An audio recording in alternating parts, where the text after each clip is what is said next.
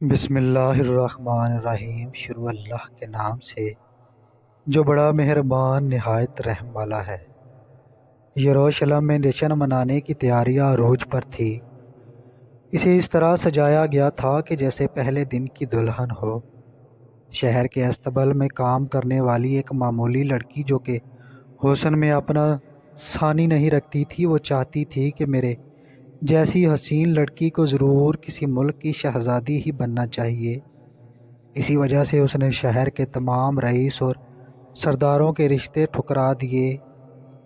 یہ لڑکی ہیروڈیاس تھی اور شہر میں ہیکل سلیمانی کی تعمیر نو کی آج افتتاحی تقریب تھی، جس میں تمام ملکوں کے شہزادے شرکت کے لیے آ رہے تھے۔ استبل کی نوکرانی ہیروڈیاس نے بھی خوبصورت لباس زیب تن کیا اور تقریب میں پہنچ گئی۔ پوری تقریب کی نظر ہیروڈیاس پر ہی تھی، کیونکہ اس سے خوبصورت لڑکی پورے یروشلم میں نہیں تھی۔ اسی تقریب میں شہزادہ فلپ کی نظر ہیروڈیاس پر پڑتی ہے تو وہ اس کا دیوانہ ہو جاتا ہے۔ پورے خاندان کی مخالفت کے باوجود شہزادہ فلپ استبل میں کام کرنے والی حسین لڑکی سے شادی کر لیتا ہے اور اس طرح ہیروڈیاس فلسطین کی شہزادی بن کر اپنے خوابوں کی تکمیل کی طرف پہلا قدم بڑھاتی ہے۔ ہیروڈیاس کا اگلا ہدف شہزادی سے ملکہ بننا تھا، جس سے وہ پورے ملک پر راج کر سکتی تھی۔ ہیروڈیاس کا ملکہ بننے کا خواب اس وقت چکنا چور ہو جاتا ہے جب وہ فلپ کو بیٹا دینے کی بجائے ایک بیٹی کو جنم دیتی ہے۔ ملکہ بننے کے لیے ضروری تھا کہ وہ بیٹا جنے تاکہ بعد میں وہ ریاست کا وارث بن سکے۔ خیر، ہیروڈیاس نے اپنی بیٹی کا نام سلومی رکھا، جسے دنیا ایک بدکردار شہزادی رقاصہ کے طور پر جانتی ہے۔ سلومی کے پیدا ہونے کے کچھ سالوں بعد بادشاہ کی وفات ہوتی ہے اور فلسطین کے دو حصے ہو جاتے ہیں۔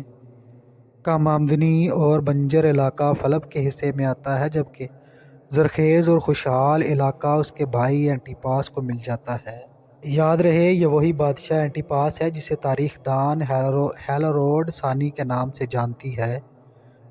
ہیروڈیاس پریشان رہنے لگی کیونکہ اس کا شوہر فلپ ملک کے ایک ویران حصے کا بادشاہ تھا اور وہ وہاں کی ملکہ۔ فلپ اور اینٹیپاس کے باپ کی تدفین کے دوران ہیروڈیاس کی ملاقات اینٹیپاس سے ہوئی تھی۔ اینٹیپاس پہلی ہی نظر میں دنیا کی حسین ملکہ ہیروڈیاس پر دل ہار بیٹھا تھا، لیکن اینٹیپاس مجبور تھا کہ ہیروڈیاس اس کے بھائی فلپ کی بیوی تھی اور فلپ ہی سے اس کی ایک بیٹی سلومی تھی۔ خیر، ہیروڈیاس اور اینٹیپاس کے درمیان خفیہ ملاقاتیں ہونے لگیں اور اس طرح اینٹیپاس اپنے بھائی کی بیوی ملکہ ہیروڈیاس کے عشق میں مبتلا ہو گیا۔ اور ایک دن ایسا آیا کہ اینٹیپاس نے ملکہ کو اپنے پاس رکھ لیا اور فلپ کو یہ خط بھیجا کہ اب سے ہیروڈیاس میری بیوی بنے گی۔ اس طرح ان دونوں بھائیوں یعنی فلپ اور اینٹیپاس کے درمیان تاریخی جنگوں کا آغاز ہوتا ہے، جس کی وجہ ایک حسین عورت ہیروڈیاس تھی۔ اس کے بعد رومن حکومتی مداخلت پر دونوں میں صلح کروا دیتے ہیں۔ اینٹیپاس کے کچھ علاقے فلپ کو دے دیے گئے اور ہیروڈیاس کو اینٹیپاس کے حوالے کر دیا گیا۔ انہی دنوں حضرت زکریا علیہ السلام کے بیٹے حضرت یحییٰ علیہ السلام یروشلم کے لوگوں میں تبلیغ فرمایا کرتے تھے۔ حضرت یحییٰ علیہ السلام کو عیسائی یوحنا علیہ السلام کے نام سے بھی جانتے ہیں۔ آپ کا انداز گفتگو نہایت شیریں اور نرم ہوتا، لوگ جوک در جوک آپ کی باتیں سننے چلے آتے اور آپ کی تعلیمات سے متاثر ہوئے بغیر نہیں رہ پاتے۔ ان دنوں زیادہ تر یہودی عالم رومی سلطنت کے پٹھو ہوتے اور حق بات کہنے سے گھبراتے تھے، لیکن حضرت یحییٰ علیہ السلام ہر خوف سے پاک اپنے لوگوں کی تبلیغ کیا کرتے تھے، اور آپ علیہ السلام کھلے الفاظ میں بادشاہ اینٹیپاس کے اس عمل کی مخالفت کرتے تھے کہ اس نے اپنے بھائی کی بیوی کو بھگا کر اس سے شادی کر لی۔ بادشاہ اینٹیپاس نے تو حضرت یحییٰ علیہ السلام کے خلاف کوئی قدم نہیں اٹھایا، لیکن ملکہ ہیروڈیاس جو کہ اینٹیپاس کی بیوی بن چکی تھی، اس نے حضرت یحییٰ علیہ السلام کی گرفتاری کا حکم نامہ جاری کر دیا۔ آپ کی گرفتاری سے جب آپ کے چاہنے والوں نے احتجاج کیا تو ملکہ ہیروڈیاس اس نے یہ ترتیب اپنائی کہ حضرت یحییٰ علیہ السلام کو جیل سے نکلوا لیا، لیکن ان کو اپنے محل میں موجود باغ کی رکھوالی کا کام سونپ دیا۔ ملکہ کو حضرت یحییٰ علیہ السلام سے خاصاً عداوت تھی۔ وہ چاہتی تھی کہ کسی طرح حضرت یحییٰ علیہ السلام کو شہید کر دیا جائے، لیکن خدا کی قدرت جس نے زلیخا کو حضرت یوسف علیہ السلام کا دلدہ بنا دیا، اسی طرح ہیروڈیاس کی بیٹی شہزادی نے ایک دن حضرت یحییٰ علیہ السلام کو ایک دن باغ میں کام کرتے دیکھا تو ان پر دل ہار بیٹھی۔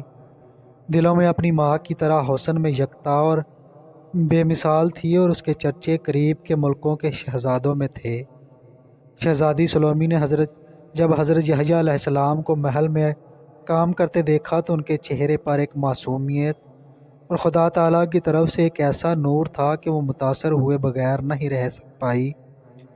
اس نے حضرت یحییٰ علیہ السلام کو اپنی خوابگاہ میں طلب کیا اور انہیں دعوت گناہ دی، لیکن حضرت یحییٰ علیہ السلام نے اسے جواب دیا کہ میں تجھے دیکھنا بھی نہیں چاہتا، اور وہاں سے چلے آئے۔ دنیا کی حسین ترین شہزادی کو انکار بہت ناگوار گزرا اور وہ انتقام کی آگ میں جلنے لگی۔ وہ خوبصورت تھی جس پر اسے غرور تھا، اسے قیدی نے ٹھکرا دیا تھا۔ سلومی کے لیے یہ بات نہایت عجیب اور توہین آمیز تھی۔ اس کے کچھ ہی دنوں بعد بادشاہ اینٹیپاس نے ایک تقریب کا انعقاد کیا جس میں تمام ملکوں کے بادشاہوں نے شرکت کی اور اینٹیپاس کو بہت سے نایاب تحفے ملے۔ ملکہ نے اپنی بیٹی کو 7 رنگوں کے کپڑوں میں ملبوس کیا اور نقاب پہنا کر اسے رقص کے لیے پیش کر دیا، اور بادشاہ سے کہا کہ یہ میری طرف سے سب سے نیا تحفہ ہوگا۔ اس رقص کا مقصد بادشاہ اینٹیپاس کو خوش کر کے سلومی کو تخت کا وارث قرار دلوانا تھا۔